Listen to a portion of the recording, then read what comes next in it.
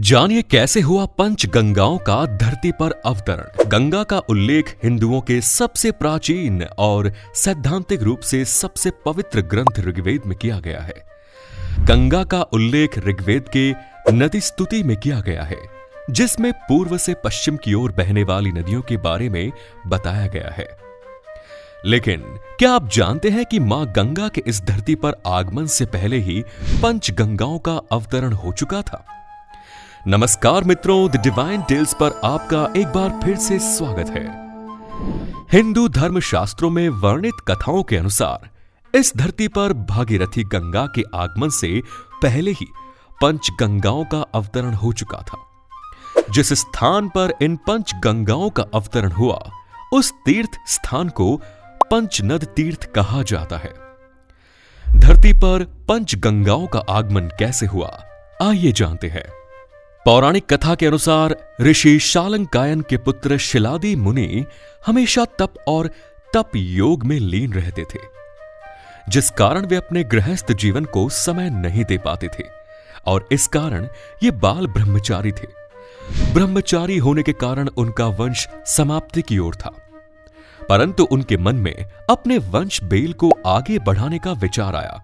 संतान की कामना के लिए शिलाद मुनि ने देवराज इंद्र की तपस्या करने का निश्चय किया और तपस्या में लीन हो गए। उनके इस तपस्या से देवराज इंद्र बहुत प्रसन्न हुए।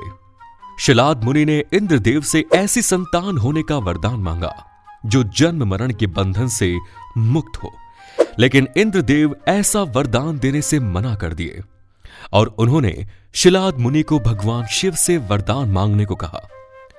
इसके बाद शिलाद मुनि भगवान भोलेनाथ की कड़ी तपस्या करने लगे। भगवान भोलेनाथ शिलाद मुनि की तपस्या से प्रसन्न होकर स्वयं उनके यहां पुत्र के रूप में जन्म लेने का वरदान दिया।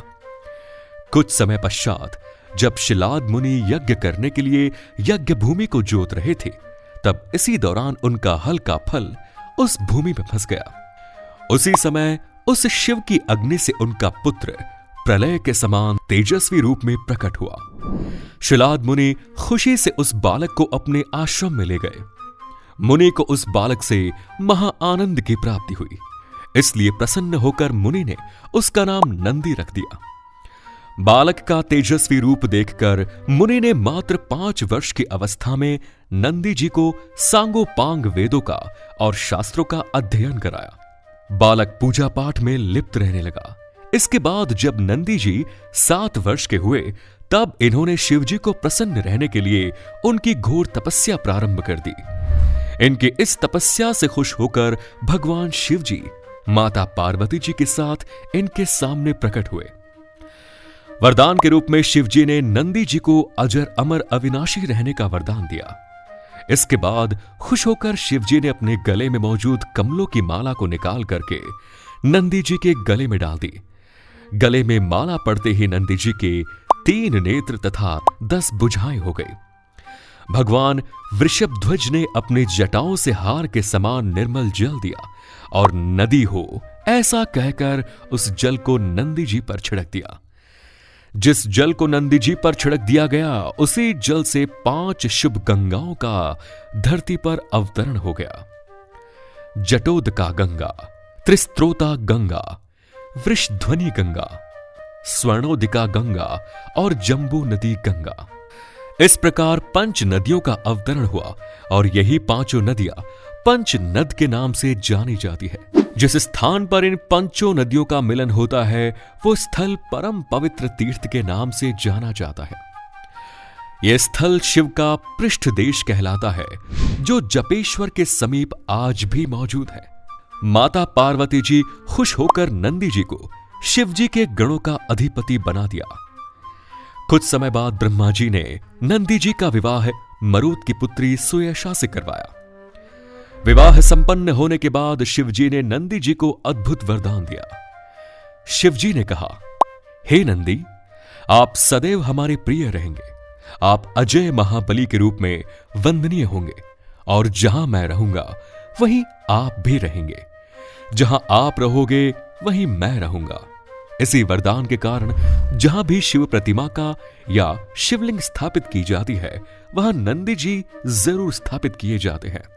धन्य है भोलेनाथ, धन्य है उनकी माया, शिव जी की माया में सारा ब्रह्मांड समाया। अजय चरण में पड़ा तुम्हारे ये भोले वरदानी, अपनी भक्ति दे दो मुझको आके भवम भवानी। शिवजी के साथ नंदी जी की पौराणिक कथा। आपने भगवान शिवजी के सभी मंदिरों में देखा होगा कि भगवान शिवजी के साथ साथ नंदी जी की प्रतिमा स्थापित होती है। भक्त जब मंदिर जाते हैं तब उन्हें भगवान शिव के दर्शन से पहले नंदी जी के दर्शन होते हैं। महाशक्तिशाली नंदी जी भगवान शिव जी की सवारी है। इतना ही नहीं, पौराणिक कथा में उन्हें भगवान शिव जी का सबसे बड़ा भक्त कहा गया है। शक्ति और भक्ति के प्रतीक नंदी जी शिव जी के वाहन और सभी शिव मंदिरों के अंदर दरवाजों के सामने में विराजमान होते हैं। दरअसल इससे जुड़ी एक पौराणिक कथा है, जानिए इस कथा के बारे में। शिलाद मुनि की तपस्या से प्रसन्न होकर शिवजी ने स्वयं उनके पुत्र रूप में प्रकट होने का वरदान दिया। इसके बाद शिवजी उनके पुत्र नंदी के रूप में उनके सामने प्रकट हुए। माता पार्वती की सहमति से शिवजी ने सभी गणों और वेदों के सामने नंदी का गणों के अधिपति के रूप में अभिषेक किया। ऐसे नंदी नंदेश्वर बने और भगवान शिव के वरदान से नंदी जन्म के बाद मृत्यु से मुक्त हो गए और अमर हो गए। शिवजी ने नंदी को यह भी वरदान दिया था कि जहां उनका वास होगा वहीं नंदी का भी वास होगा।